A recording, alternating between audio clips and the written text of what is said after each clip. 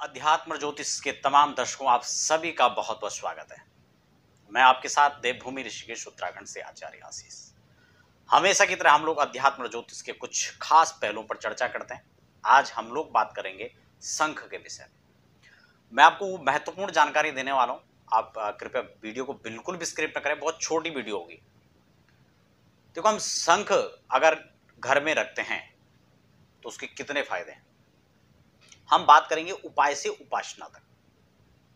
हिंदू परंपरा के अनुसार हो, जैन बौद्ध आदि सभी धर्मों के लोग शंख को महत्ता देते हैं। क्यों?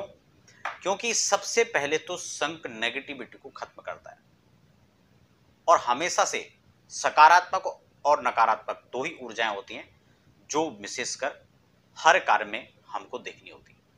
तो नकारात्मकताओं का जब ह्रास हो जाएगा तो सकारात्मकता पैदा होती है निश्चित रूप से, और जहां सकारात्मकता है वहां सभी कार्य संपन्न होंगे, निर्विघ्न होंगे।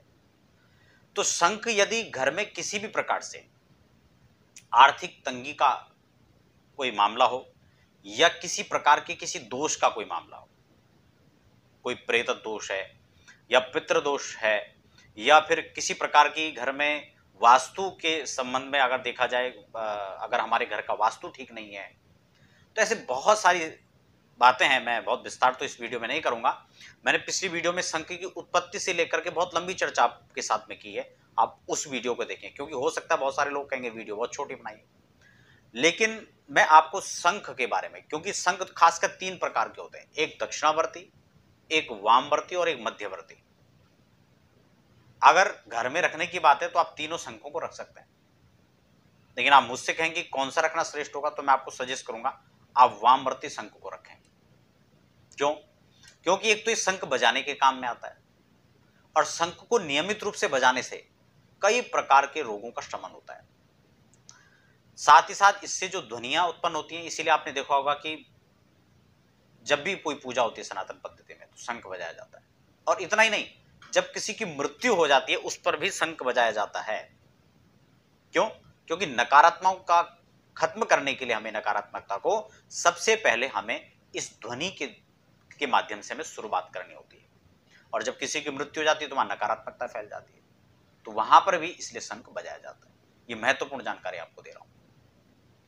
और महालक्ष्मी की प्रसन्नता के लिए जो वामवर्ती शंख है वो लक्ष्मी की प्रसन्नता के लिए होता है, और विष्णु की प्रसन्नता के लिए विष्णु का जो शंख माना जाता है वो दक्षिणावर्ती माना जाता है। क्योंकि आपने देखा होगा पूजा में हम लोग दक्षिणावर्ती शंख का ही प्रयोग करते हैं।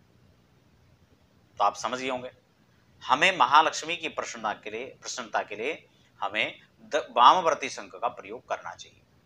तो इसके कई फायदे हैं। उपाय से उपचार, उपासना, तो ये सभी कामों में हमारा जो है शंख यहां पर काम करेगा। किसी को वाणी का दोष है तो उनके लिए शंख का जल अत्यंत महत्वपूर्ण माना जाता है, बड़ा लाभकारी माना जाता है। तो कुल मिलाकर के शंख के लिए आप उपाय के तौर पर देखिए तो वास्तु दोष को समाप्त करने के लिए और महालक्ष्मी की प्रसन्नता के लिए हमें इस शंख का प्रयोग करना चाहिए, और वामवर्ती शंख इसमें अत्यंत श्रेष्ठ होता है। शंख के बारे में मैं बहुत सारी वीडियोस पहले भी बना चुका हूं, शंख की पहचान को लेकर के, या शंख आप कैसे जब मार्केट में खरीदें तो कैसे खरीदें, ये तमाम जानकारी। वैसे आप हमारी वेबसाइट पर भी संपर्क कर सकते हैं यदि आप शंख को घर बैठे प्राप्त करना चाहें। तो दर्शकों, आप बने रहें हमारे साथ, हमें दीजिए इजाजत।